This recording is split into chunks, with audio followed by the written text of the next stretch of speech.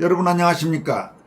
당원 게시판 여론조작 게이트로 국민의힘에서 제명됐던 무소속 한동훈 의원의 국회의원직 제명을 요구하는 국회 국민동의청원이 5만 명의 동의를 얻어서 정식 청원 요건을 충족했습니다.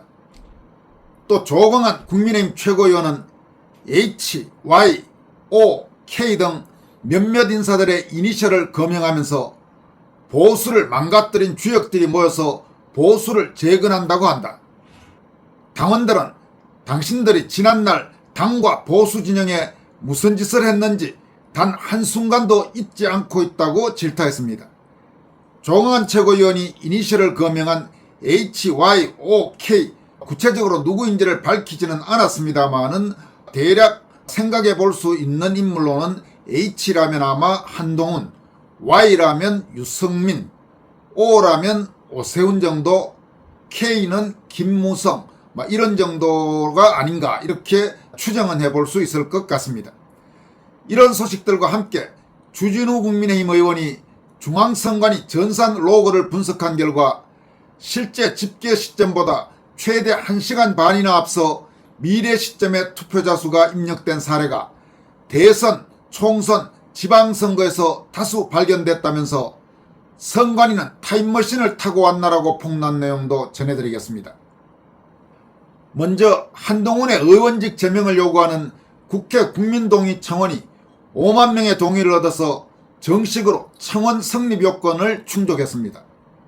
국회 국민동의청원 게시판에 공개된 한동훈 의원직 제명에 관한 청원은 지난 7월 10일부터 이달 9일까지 30일간 동의를 받는 일정으로 진행됐습니다. 그런데 8월 8일 동의자 수가 5만 명에 도달해서 성립 기준 100%를 채웠습니다. 청원이 공개된 지 6회째였던 지난 7월 16일에 이미 2만 명을 넘어섰고 이어서 지금까지 꾸준히 늘어나면서 5만 명을 넘어선 것입니다. 청원인은 한동훈이 장동혁 국민의힘 대표 외손녀상을 조문하는 과정과 이후 석연찮은 언론 보도를 문제 삼았습니다.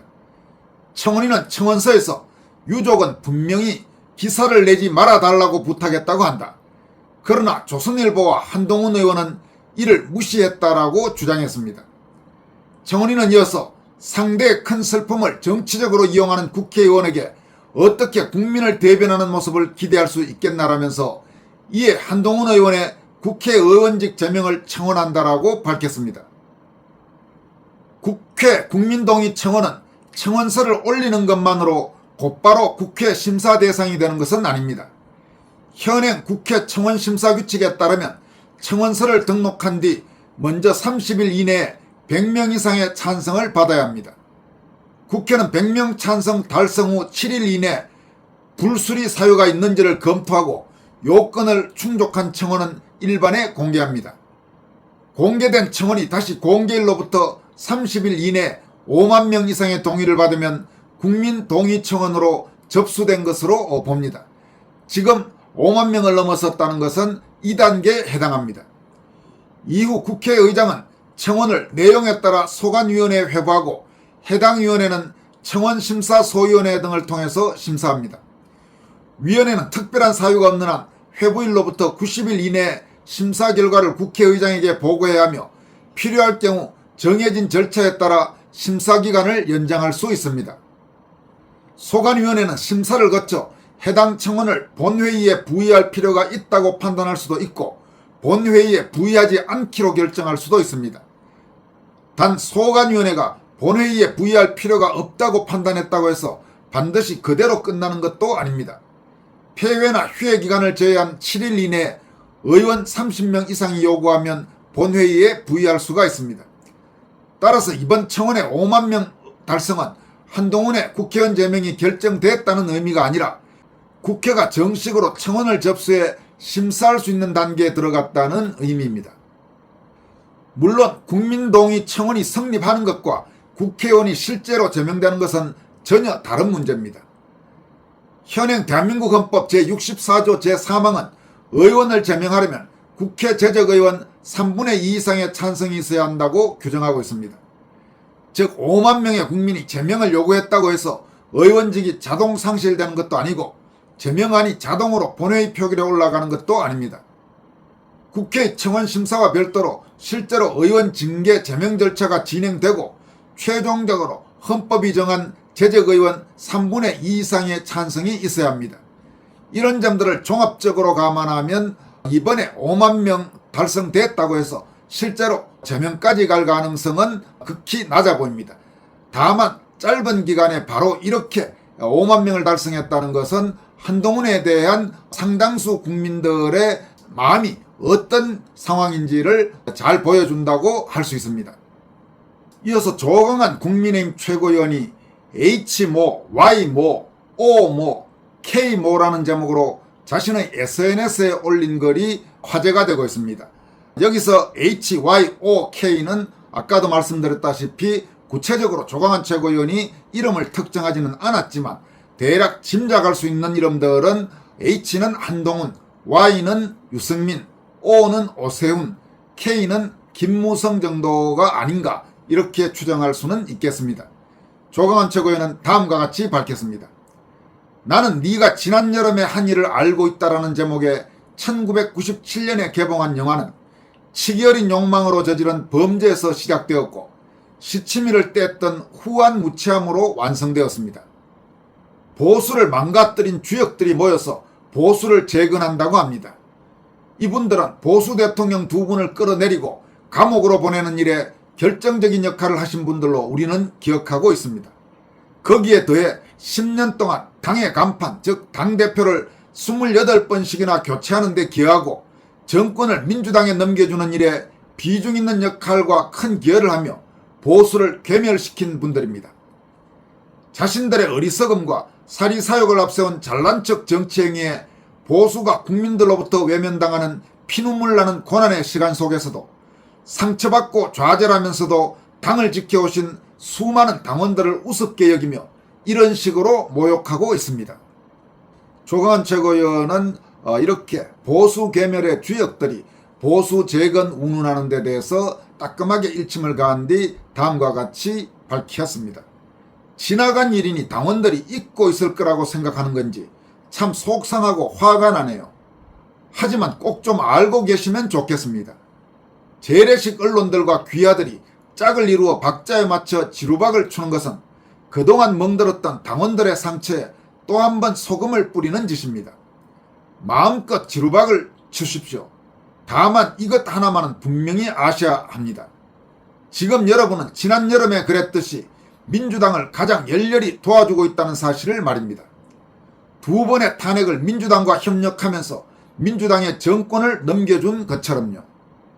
조광한 최고위원은 또 이렇게 강조합니다. 영화 속에서 뺑소니 사고를 치고 시신을 바다에 유기한 4명의 주인공은 아무 일도 없었던 것처럼 묻어두려 했지만 결국 단 한 명도 무사하지 못했습니다. 정치적 인과응보 역시 다르지 않습니다. 당원들은 당신들이 지난날 당과 보수 진영에 무슨 짓을 했는지 단 한순간도 잊지 않고 있습니다.